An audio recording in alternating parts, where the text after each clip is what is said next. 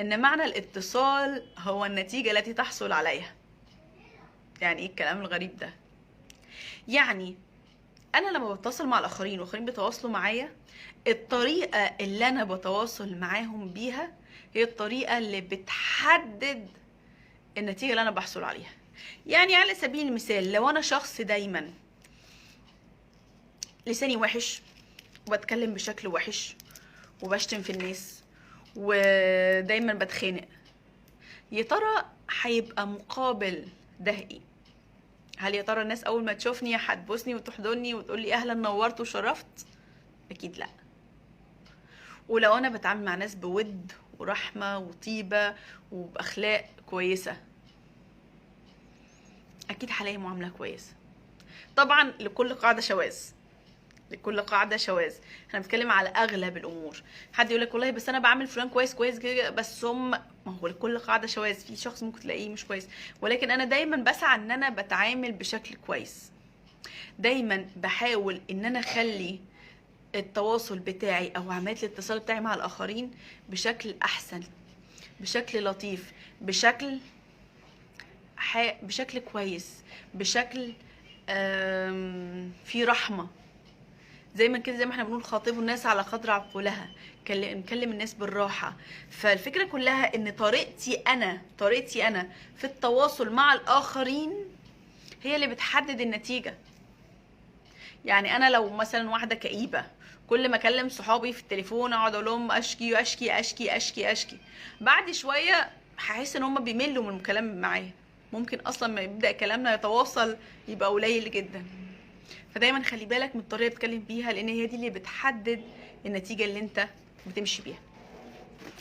طيب، رقم 7 هتكلم فيها الحته بتقول كل انسان في ماضيه في امكانيات هو بيحتاجها عشان ينجز ويعمل تغيير ايجابي. لما كنا بنتكلم على العقل اللاواعي والواعي اول يوم، كنا بنقول ان العقل بيبني على اللي موجود فيه. العقل بيبني على اللي موجود فيه. يعني ايه العقل بيبني على اللي موجود فيه؟ يعني بمنتهى البساطة ان انا كده لما بشوف نفسي نجحت في حاجة، لما تلاقي نفسك نجحت تلاقي عقلك غصب عنك بيعرفين بيعمل ايه، بيقول لك ايه، طب ما تيجي ننجح في الحاجة التانية دي بالمرة، طب ما تيجي ننجح في الحاجة الفلانية دي، طب ما تيجي ننجح في كذا. فاوتوماتيك عقلك لما بيشوف ان انت نجحت في حاجة بيبدأ يساعدك ان انت تنجح اكتر واكتر واكتر. احنا بقى ربنا خلقنا سبحانه وتعالى كلنا عندنا حاجات حلوة جوانا، كلنا عندنا حاجات بذرة خير جوانا، بذرة إيجابية جوانا. كون إن هي تلوثت بعض الشيء من الحياة، فده لا ينكر إن أنت عندك حاجة حلوة جوه، إن أنت عندك في جوه حاجة كويسة. كل اللي مطلوب منك إن أنت تبقى متأكد إن أنت عندك حاجة حلوة. يعني دايما أنا مرة كنت في كورس فبقول مين يا جماعة نجح مرة في حياته، فلقيت كلهم رفعوا الا واحد. كلنا اكيد كلنا بلا استثناء عندنا حاجه نجحنا فيها في حياتنا. نجحت في المدرسه، نجحت مره عملت طبخه لابنك، نجحت في شغلك في حاجه، كلنا عندنا حاجه نجحنا فيها صح. لكن احنا مش شايفين الحاجه دي، فلازم ناخد بالنا ان احنا عندنا نجاحات. النجاحات دي بتساعدنا ان احنا من انت نجحت مره لازم تعرف تنجح تاني وتالت ورابع. فالناس دي كان عندها مبدأ كده ان انا اوريدي عندي جوايا قدرات تساعدني ان انا انجح. دي فكره دايما خليها جوه دماغك.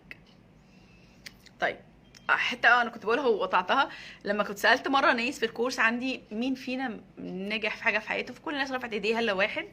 فسالته قلت له انت، انا كنت عارفاه، فقلت له انت، قال لي لا انا مش شايف ان انا نجحت في حاجه. انا عارف. فقلت له انت في كليه ايه؟ قال لي انا في كليه هندسه. قلت له في سنه كام؟ قال لي في سنه ثالثه. قلت له طيب يعني انت نجحت في اولى وفي ثانيه؟ قال لي اه. قلت له الكليه بتاعتك صعبه ولا سهله؟ قال لي صعبه. قلت له يعني انت كده نجحت؟ فقعد يضحك.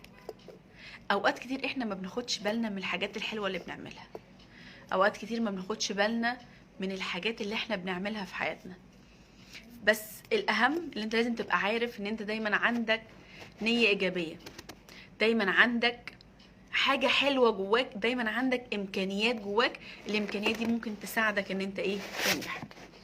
طيب، كل شخص حوالينا، كل شخص، احنا كلنا عندنا كلنا قدرات تساعدنا ان احنا ننجح. لازم يبقى عندك الفكرة دي. يعني انا قريت كده في كتاب مرة بس مش فاكرة اسمه، بيقول اوقات ان احنا كلنا عندنا نفس المعلومات جوه دماغنا. كلنا عندنا نفس المعلومات جوه دماغنا. يعني انا المعلومات اللي عند هند هي المعلومات اللي عند منى، عند بسمة، عند هبة، عند دعاء، هي عند احمد زويل، عند مجدي يعقوب. ولكن احنا لما بنتعلم بنكتشف جزء من المعلومات دي. فانا اكتشفت الجزء الخاص بعلم النفس، بالكوتشنج، بالكلام ده كله. احمد زويل اكتشف جزء خاص بالفيزياء. الكلام ده انا قريته، قد يكون صح وقد يكون خطأ، ولكن الصح والاكيد ان احنا كلنا عندنا عقل وعنده قدرات لا محدودة. قدرات عقلك اكتر كتير من استيعابك. عشان كده لما كنت بقول لكم على الكتاب بتاع قوة عقلك الباطن بتاع جوزيف ميرفي، اقرا في الكتاب هتلاقي لا ايه ده، هو ايه القدرات اللي علي بيعملها دي. فاحنا كلنا عندنا جوانا حاجات تساعدنا ان احنا ننجح. فاحنا لازم يبقى حاطين عيننا وشايفين كويس الحاجة اللي بتنجحنا. طيب نرجع تاني ونقول الحته دي انا شرحتها يمكن من شويه. بنقول لكل تجربه شكليه، اذا غيرت الشكليه غيرت التجربه. يعني ايه الكلام ده؟ يعني احنا، هو كلام شكله تقيل بس هبسطه لكم. احنا فاكرين لما كنت بقول من شويه احنا بندي لكل حاجه معنى، صح؟ في اول اليوم النهارده كنت بقول ان احنا بندي لحاجه معنى. احنا كمان كل حاجه بنخزنها بشكل صور جوانا، بنخزن الصوره جوانا. فانا لما بخزن الصورة، لو انا مثلا شخص ما بحبوش، غصب عني هتلاقي عقلي بيبدأ يخزن له صورة ان هو مثلا صورة ديناصور، صورة اي حاجة وحشة، تمام. والشخص اللي انا بحبه مثلا هتلاقي عقلي حاطط له صورة قلب مثلا. فبنقول ان اي حاجة في حياتك زي ما هي ليها معنى فيها ليها صورة جوه دماغك. لو انت بقى غيرت الصورة اللي جوه دماغك بتبدأ تغير احساسك والمعاني بتاعتك. طبعا الحته دي اصلا كبيره جدا، احنا بنشرحها بنقعد فيها مده طويله، ولكن انا حبيت اقولها لكم ببساطه، يعني ببساطه خالص. ان انت لو عندك حاجه غير صورتها جواك. ازاي غير صورتها جواك؟ على الاقل خالص بالتخيل. ان انت بتقعد تتخيل الحاجه دي، وكأن انت الصوره الوحشه بتروح والصوره الحلوه بتيجي، الصوره الوحشه بتروح والصوره الحلوه بتيجي. لو عملت التمرين ده مره واثنين وثلاثه هتبدا الصوره الجديده الحلوه تبدا هي اللي تتخزن، فتبدا ترتاح وانت بتتعامل مع ده. لو على سبيل المثال مديري مثلا، انا لو فكرت فيه كده بحس ان صورته صورة شخص رخم، فبالتالي احساسي بيه هيأثر على احساسي، وبالتالي هيأثر على المعنى اللي هديهوله، وبالتالي هيأثر على طريقة تعامله معاه. لو انا بدأت اغير الصورة اللي جوايا، هبدأ ان انا لو شلت الصورة بتاعت هو شخص رخم وخصيت مثلا هو شخص بيحب شغله مثلا، او شخص عطوف، او شخص زي ما احنا قلنا، فاذا هلاقي ان احساسي بيه هيبدا يتغير.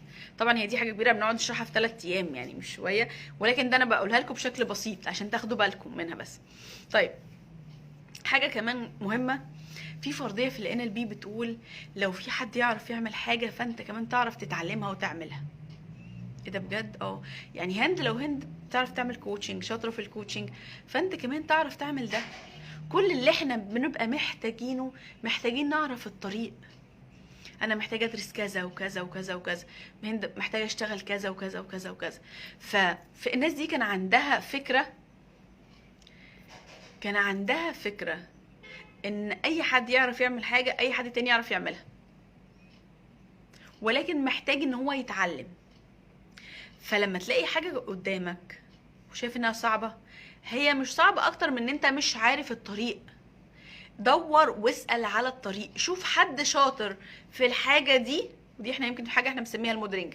دور على حد شاطر في الحاجة اللي نفسك توصل لها دي، واسأله هو ايه اللي عمله، ايه اللي درسه، ايه اللي اتعلمه، وابدأ طبقه على نفسك، وابدأ ادرس واشتغل واعمل. هتلاقي نفسك بقى توصل لنتيجة مقاربة من اللي هو بيعملها. فتيجي ناس هنا تطلع تقولي بس اللي موهبة ومش موهبة. لو حد عنده موهبة وما بيشتغلش عليها بتموت، متبقاش ليها اي لازمة.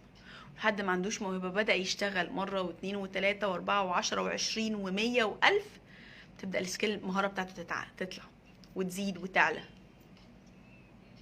عشان كده مهم جدا لما انا في الدبلومه اللي احنا بنعملها بتاعت الكوتشنج الكبيره، احنا قبل ما بنقبل حد في الكورس لازم بعمله انترفيو. ليه؟ عشان ببقى عايزه اتاكد هل هو فعلا ده شق، عايزه أتأكد هل هو فعلا عنده دافع حقيقي ان هو يشتغل، عنده دافع حقيقي ان هو يتعلم. لان لو عنده دافع حقيقي انه يتعلم هيبدا يتعلم ويشتغل وفعلا يوصل، والمجهود اللي احنا بنعمله معاه في ال3 شهور يبدا فعلا يطلعه كوتش كويس.